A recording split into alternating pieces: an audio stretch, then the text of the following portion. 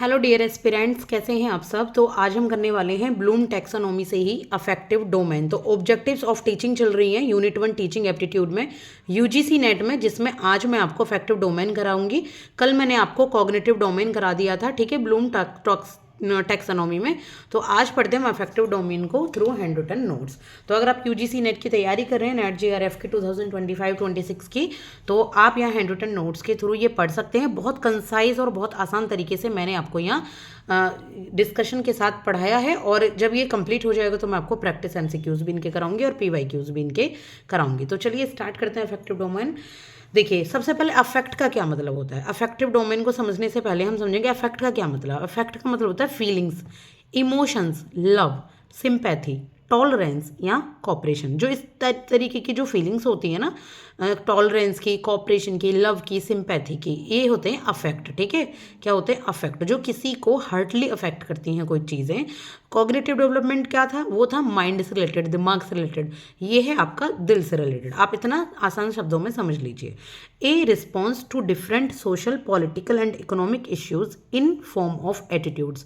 आप अपने दृष्टिकोण से, अपने व्यवहार से जब सोशली, पॉलिटिकली या इकोनॉमिकली इश्यू पर कोई रिस्पॉन्स देते हैं, कोई अपना उत्तर देते हैं, सोसाइटी के लिए, पॉलिटिक्स के लिए या इकोनॉमिकली अपने आर्थिक रूप के लिए, जब आपका जो रिस्पॉन्स होता है, यानी कि जो आपका सीखा हुआ व्यवहार है, वो आपका क्या होता है, अफेक्टिव डोमेन कहलाता है। ठीक है, यहाँ पर आप क्या फील कर रहे हैं, क्या टॉलरेट कर रहे हैं, क्या आपके इमोशंस है, क्या लव है, क्या सिंपैथी है, वो आप इसमें सीखते सिखाते हैं और आपके टीचर इनको डेवलप करने में आपकी हेल्प करते हैं।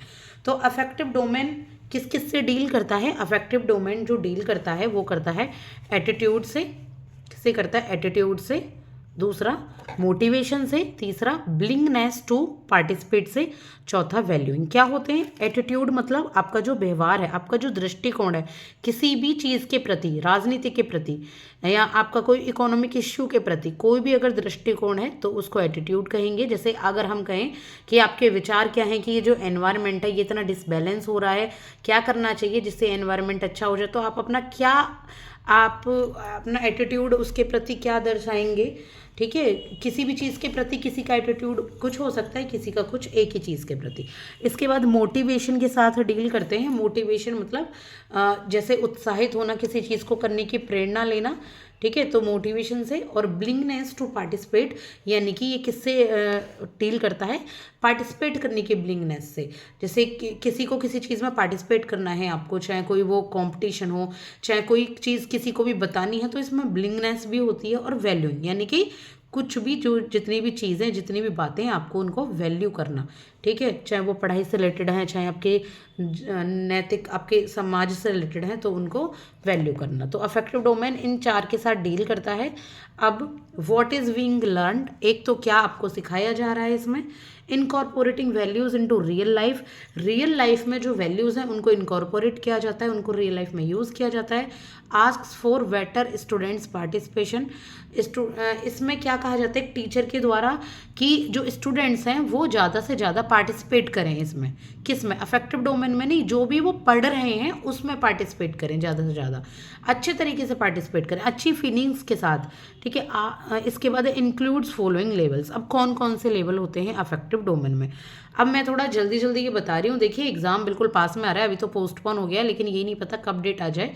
तो एग्ज़ाम पास में है आपका, और पढ़ तो आपने लिया होगा। आप ये रिवीजन सीरीज समझ सकते हैं, या फिर आप समझ सकते हैं कि चलो थोड़ा मुझे कंसाइज वे में ही जानना है, मेरे पास ज़्यादा टाइम नहीं है, या आपको नोट्स बनाने इस तरीके से, तो आप इनसे बना सकते हैं।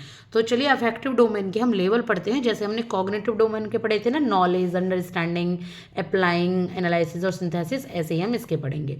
तो पहला है इसमें रिसीविंग। रिसीविंग का क्या मतलब होता है, बिलिंगनेस टू लिसन, यानी कि जो एक स्टूडेंट है किसी भी चीज़ को सुनने की कितनी विलिंगनेस है, तो उस विलिंगनेस को डेवलप करना ही होता है इफेक्टिव डोमेन में। ठीक है, रिस्पॉन्डिंग मतलब विलिंगनेस टू पार्टिसिपेट और टू आंसर। अब बच्चे ने कोई चीज़ सीख ली, उसको रिस्पॉन्ड भी तो करना है। वो रिस्पॉन्ड करना चाहता है कि नहीं चाहता, बताना चाहता है, अचानक से भी बता देते हैं बच्चे, एकदम चीज़ें रटी होती हैं।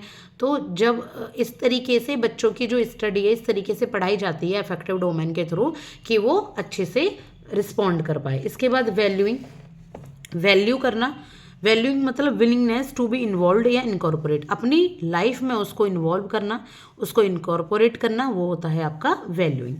इसके बाद organizing, willingness to be an advocate of an idea. Organizing का क्या मतलब है, जो भी कोई आइडिया है उसको ऑर्गेनाइज करना, ठीक है, अच्छे तरीके से सीखना आ जाए बच्चे को ऑर्गेनाइज करना। इसके बाद है करेक्टराइजेशन, करेक्टराइजेशन मतलब willingness to change one's behaviour और वे टू लाइफ, किसी के भी व्यवहार को या उसके जीने के तरीके को चेंज करने की इच्छा रखना, ये होता है करेक्टराइजेशन। तो टीचर हेल्प करता है बच्चे को कि वो अपने व्यवहार को, अपनी लर्निंग एबिलिटीज़ को सुधारे, डेवलप करे और अपनी लाइफ वे, जो लाइफ का वे होता है उसको सही करे। तो ये करेक्टराइजेशन होता है जो कि अफेक्टिव डोमेन के अंदर आता है। इसके बाद डैनियल गोलमैन ने क्या कहा है, डैनियल गोलमैन ने इमोशनल इंटेलिजेंस के बारे में बताया है।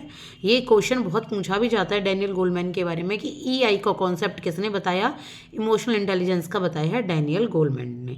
इमोशनल इंटेलिजेंस क्या होती है, देखिए आपने देखा होगा कुछ स्टूडेंट्स को या आपने किसी पीयर ग्रुप को, साथी को, कि जैसी भी सिचुएशन है उसके अकॉर्डिंग व्यवहार करते हैं वो। जैसे कि गुस्सा आ रहा है तो तेज गुस्सा करना, कोई दुख हो रहा है तो बहुत ज़्यादा दुखी दिखाना।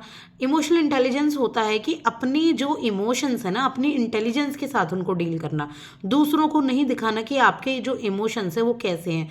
फालतू में गुस्सा नहीं करना होता इनमें, इमोशनल इंटेलिजेंस में, बल्कि इमोशंस पर कंट्रोल करना होता है, ठीक है। तो enables students to deal intelligently with various social problems that one faces in life situation. जो भी हम अपनी लाइफ सिचुएशन में फेस करते हैं ना, उनके साथ डील करना होता है इमोशनल इंटेलिजेंस, ठीक है। तो इमोशनल इंटेलिजेंस का एक बहुत अच्छा उदाहरण है नरेंद्र मोदी जी। कोई भी सिचुएशन हो, कैसी भी हो, वो ओवर रिएक्ट नहीं करते, बल्कि इमोशनली इंटेलिजेंट हैं और इंटेलिजेंटली वो उसको आगे बढ़ाते हैं। तो मैं ये जस्ट एन एग्जाम्पल दे रही हूँ, मैं किसी पार्टी को सपोर्ट नहीं कर रही। तो ये हो गया आपका अफेक्टिव डोमेन। अब हम पढ़ने वाले हैं साइकोमोटर डोमेन। तो तीसरा डोमेन है हमारा ब्लूम टैक्सोनॉमी का। तो अफेक्टिव डोमेन था दिल से रिलेटेड यानी कि फीलिंग से रिलेटेड, कॉग्निटिव डोमेन था दिमाग से रिलेटेड। अब साइकोमोटर, मोटर से क्या समझते हैं, मोटर होता है गति, चलना, यानी कि आपके जो शारीरिक एबिलिटीज़ हैं, आपकी जो साइक्लिक जो आपका साइकी एक्टिविटीज़ हैं, दिमाग और शरीर दोनों के साथ चलना, इसको हम कहते हैं साइकोमोटर डोमेन। ये किससे कंसर्न है, ये है एक्विजिशन ऑफ टेक्निकल स्किल्स। जब टेक्निकल स्किल्स आप प्राप्त करने वाले होते हैं, प्राप्त कर रहे होते हैं, इसको हम कहते हैं साइकोमोटर डोमेन, ठीक है। इमिटेशन, इसमें कुछ लेवल्स होते हैं, 5 लेवल्स हैं इसमें। एक है इसमें इमिटेशन। इमिटेशन का क्या मतलब है, demonstration of a skill by a skilled person. यानी कि इमिटेशन में क्या होता है, कोई भी आप लोग ट्रेनिंग लेने जा रहे हैं, कहीं कुछ चीज़ देख रहे हैं किसी को, जैसे मान लीजिए किसी को ना इलेक्ट्रिकल इंजीनियरिंग करनी है, ठीक है, या फिर मैकेनिकल इंजीनियरिंग करनी है, तो दूसरे को देख कर वो स्किल सीखी जाती है। जैसे सुइंग होती है, सिलाई करना होता है, तो सिलाई करना कैसे होता है, सिर्फ ऐसा नहीं है नहीं कि सिर्फ बता दिया, दिखा कर भी उसको करते हैं। जैसे कि कुकिंग होती है तो डिमॉन्स्ट्रेशन होता है ना किसी भी स्किल का, पहले कोई स्किल्ड पर्सन है जिसका वो डिमॉन्स्ट्रेशन वो दिखाता है, फिर उसके बाद उसकी नकल की जाती है, ठीक है, जो कुकिंग में होती है। मैं जस्ट एन एग्जांपल बता रही हूँ, ऐसे एग्जांपल बहुत सारे हमारी पढ़ाई से रिलेटेड हो सकते हैं। इसके बाद है second is number B, manipulation. Manipulation क्या होता है, experiment various aspect machinery equipment etcetera. बहुत सारे एस्पेक्ट को एक्सपेरिमेंट करना, एक्सपेरिमेंट कर करके देखना। जैसे मशीनरी के इक्विपमेंट्स होते हैं, जैसे एक टीचर है, वो अगर बच्चे को उसको कोई कॉन्सेप्ट क्लियर कराना है तो क्या करेगा, वो बहुत सारी चीज़ें जैसे होते हैं ना मॉडल्स, चार्ट्स वगैरह का यूज़ करेगा, कुछ इक्विपमेंट्स का यूज़ करेगा, कुछ प्रोजेक्ट का यूज़ करेगा, ताकि वेरियस तरीके से ना बच्चे को एक चीज़ के कॉन्सेप्ट क्लियर हो जाए, तो इसको कहते हैं मैनिपुलेशन। इसके बाद है प्रेसिजन। प्रेसिजन क्या होता है, accuracy performing various acts increases with practice. Precision होता है प्रैक्टिस, एक ही चीज़ पर बार बार प्रैक्टिस करो। जैसे जब आपने अपोजिट वर्ड अगर बच्चों को सिखाए तो पहले उनको यहाँ पे आप मैच करना सिखाइए अपोजिट वर्ड को, अपोजिट वर्ड को सामने लिखना सिखाइए, अपोजिट वर्ड में आप ब्लैंक छोड़ दीजिए बीच बीच में, तो इस तरीके से प्रैक्टिस के थ्रू एक्यूरेसी आ जाती है, इसको कहा जाता है प्रेसिजन। इसके बाद आर्टिकुलेशन। आर्टिकुलेशन होता है achieving desired level of efficiency and effectiveness through practice. Practice के थ्रू जो एफिशिएंसी और इफेक्टिवनेस का डिजायर्ड लेवल है उसको अचीव कर लेना। बिल्कुल जो आपने सोचा हुआ है ना कि पढ़ के आपको ये करना है, उसकी इतनी जैसे आपने देखा है ना डांस वाले जो बच्चे होते हैं, अगर आप देखते हैं कोई डांस इंडिया डांस या सुपर डांसर वगैरह, तो वहाँ पे बच्चे इतना ज़्यादा प्रैक्टिस करते हैं कि जो डिज़ायर्ड लेवल है ना उनके एफिशिएंसी का, इफेक्टिवनेस का, वो उनको अचीव हो जाता है। तो दैट इज़ कॉल्ड आर्टिकुलेशन। इसके बाद है नेचुरलाइजेशन। नेचुरलाइजेशन मतलब एडेप्ट ही करनी आ गई जो नई टेक्निक है, खुद नेचुरलाइजेशन हो गया बिल्कुल।